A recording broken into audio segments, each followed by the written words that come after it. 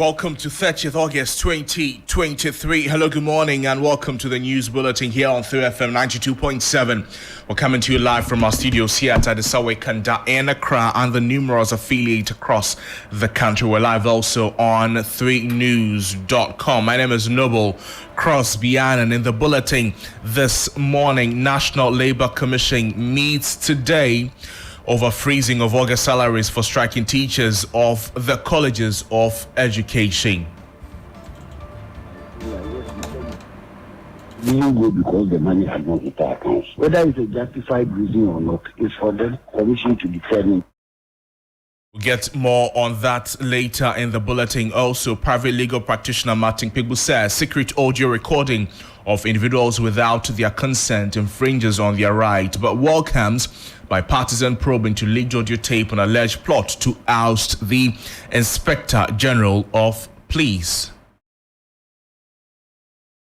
To talk about rigging elections, look, and I've heard some people say, oh, that's usually bragging. No, you can't brag with such a matter. We have details of these stories and a lot more coming to you shortly. Please stay with us.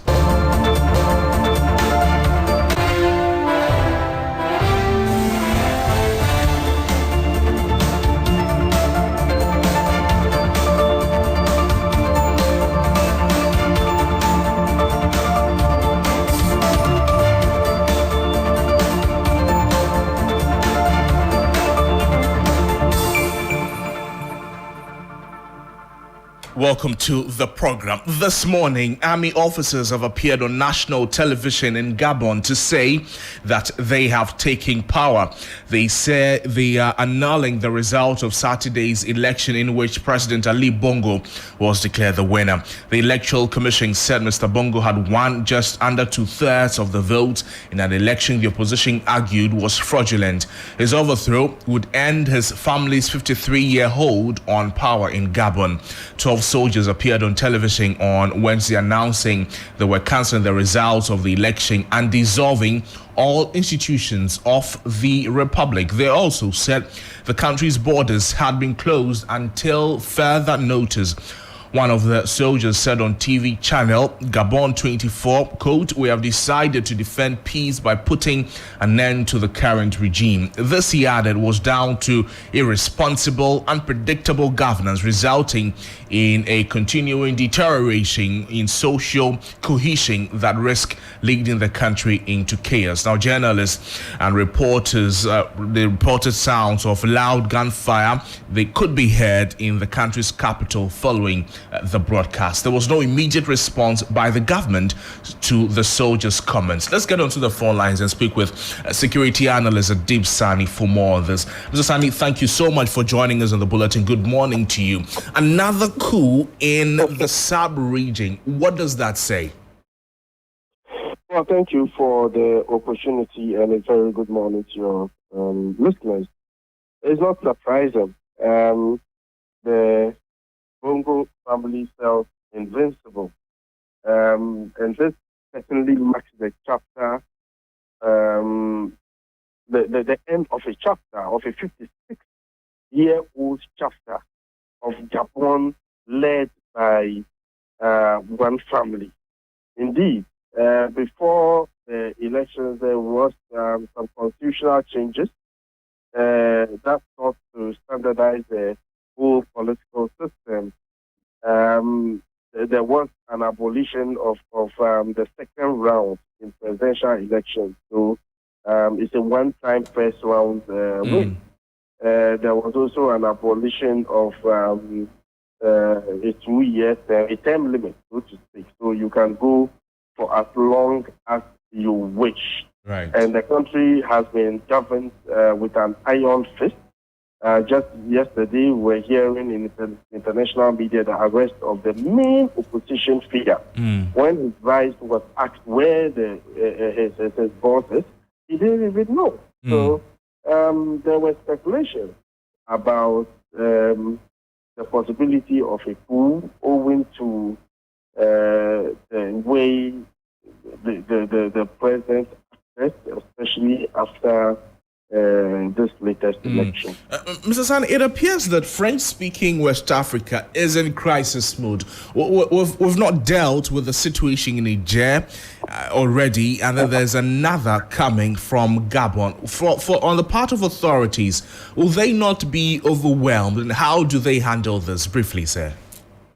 I said it always over and over again. I said, look, if we don't fail to deal with the structural issues, the issues of bad governance, issues of so-called democratically elected leaders engaging in activities that is very synonymous with dictatorship, issues of human insecurity with young people not having jobs to do, we'll keep having this, happening. And that is why I was shocked by ECOWAS' decision to wanting to go to war with Niger, where we still fail to deal with the issues. And I must say, this definitely will not be the end. I said this 2 years ago when the president was the ECOWAS chair at the Kempinski Hotel on Aljazeera. I said, look, what we are seeing play out in Mali and other places is not the end. It's going to continue happening. Right. I mean, it sounded almost like a prophecy. And here we are today. Mr. Sani, we'll find time and talk more on this. Thank you so much for agreeing to speak with us. Adib Sani is a security analyst who brought us some reactions from the security perspectives on the situation in Gabon at the moment. We'll bring you details in the subsequent bulletins. But moving on, the National Labour Commission will make a determination today over the freezing of salaries for striking members of the Colleges of Education Teachers Association of Ghana, CTAG. The Minister of Education earlier this month directed the freezing of the salaries of the teachers over their 1 month strike following the failure of the ministry to honor a directive from the National Labour Commission regarding their conditions of service. Here is the executive director of the National Labour Commission, Ofosu Amwa. A judge does not push. It's for them to make their case. Though they were showing letters directing the controller to pay them, they said unless the money hits their accounts, they will not go to work. So they were staying home at a time when they had been directed to get back to work. So that is the source of controversy now. Yes, this people complied, but they were late. But would that nullify the commission directive or give the right to sit up to disrespect the commissioner by saying, yes, we said we should go to work, but we didn't go because the money had not hit our accounts? Whether it's a justified reason or not, it's for the commission to determine. That was the executive secretary of the National Labour Commission, Ofosu Amwa. Meanwhile, the president of CTAG says it is illegal for the government to freeze their salaries. According to him, the payment of their 8 months allowance is just one out of the 4 demands they put forward, hence their refusal to go back to the classrooms. The orders given by the National Labour Commission didn't isolate the allowance that they should pay the allowances and then go to bed. They asked them to comply with all the items. You have paid the allowances, yes. But the question number 1, have you paid the all year round compensation? No. Have you provided the tutors with leave roster for them to have the 3 weeks leave that the National Labour Commission on their evolution said? No. Have you made available the staff audit report, which you asked them to avail it on or before 31st July? No. So the payment of the allowance is just one of the things.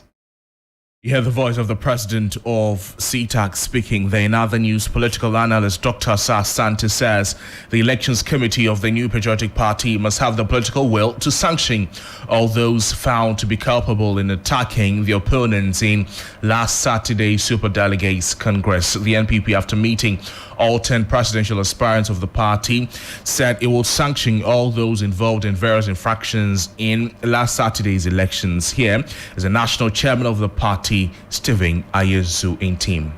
That's one. Disciplinary measures will be put in place, investigations will be conducted, and if somebody is found to be culpable, discipline will be meted out accordingly. Is the party ready for the elections on Saturday? Should these 2 individuals decide that they want to lock us? You never know. Somebody can decide to change their mind even as we speak. So otherwise, we are ready. Stephen Team is the national chairman of the NPP. But political science lecturer at the University of Ghana, Dr. Asante, says failure to apply the strict rules would be at the detriment of the party. When you set the ground rules and anybody crosses the line, the person must be sanctioned so that it doesn't embolden others to repeat that offense. Once you are able to do it, you are able to stem the tide and you build confidence in people and they want to maintain the existing system at all times. But when you shy away from the rules that you have set, these people are breaking them with impunity. You set the stage for chaos. And that is not what the party bargained for. Dr. Asa Santa is a political analyst there. Still on the New Patriotic Party and flag bearer hopeful Kennedy Ejapong, as well as Alan Kojo Chemanting, say the attacks on their agents in the Northeast region, particularly for Alan Chemanting, says the attacks on his agent in the Northeast Regional Superdelegate Congress would not be countenance going into the November 4 general elections. What happened to my colleague on Saturday was an act of total indiscipline and indecent behavior. How do we, as a decent party, going into an election, particularly at the level of superdelegates, superintend such behavior? I mean, look, we all joined the NPP because of our commitment to the values of the party. But what is happening clearly shows that this is not what we bargained for. I'm not going to tolerate this kind of behavior.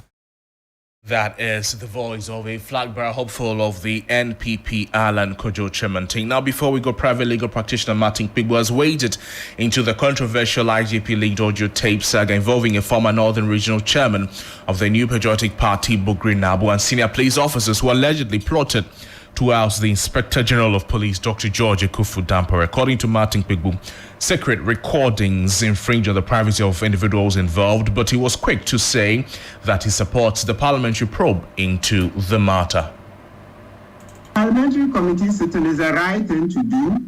It's a right thing to do so that we get to the bottom of it. Yes, because as I've said, to talk about rigging elections, look, and I've heard some people say, oh, that's usually bragging. No. You can't brag with such a matter. So I support the parliamentary probe. Martin Kpigbo is a private legal practitioner. Lastly, traditional authorities in Tamale have condemned the use of live ammunition to disperse a crowd following a misunderstanding between the police and the youth. They are demanding the immediate release of 13 arrested individuals and seized motorbikes. The Northern Regional Police Command on Monday arrested 13 people for allegedly attacking a Tamale District Court after an angry youth stormed the court to witness a case involving a businessman, Karim Osman, who is alleged to be dealing in drugs. Briefing the media, spokesperson of the Chiefs, Alhaji Abdul Latif, described the actions by the police as unprofessional. The police besieged the police by using water cannons and live ammunition, firing into the palace. Actually, personally, that annoyed me and angered me so much. The voice of a spokesperson for the Chiefs, Alhaji Abdul Latif, there, bringing to an end the morning news here on 3FM 92.7. My name is Noble Crosby, and there's more news on our website, 3news.com. Please log on for more. Good morning.